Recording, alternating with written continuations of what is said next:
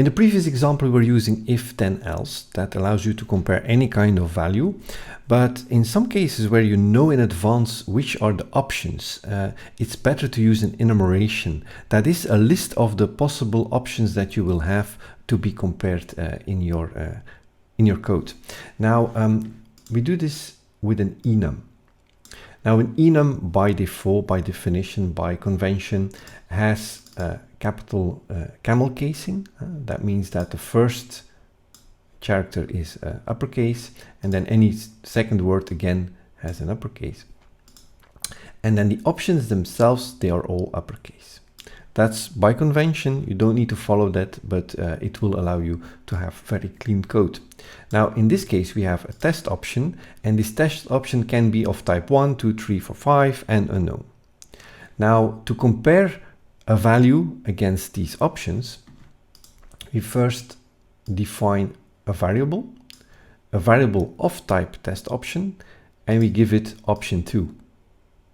And then we can compare it with a switch and case approach.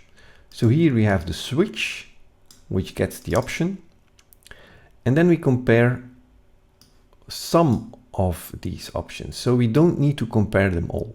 So we have type 1, type 2, type 3, and if it's type 1, we just output it, and we have a break. We don't want to continue because we already found the match. And if it's not one of these three, then we will just output the option. Now let's run this. And as expected, because we have type 2 here, we will do something specific for type 2. Now, let's try to break this code by removing the breaks.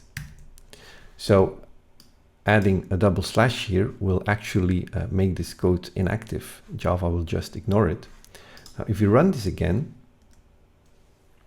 you see that we actually get the output for type 2, type 3, and the default.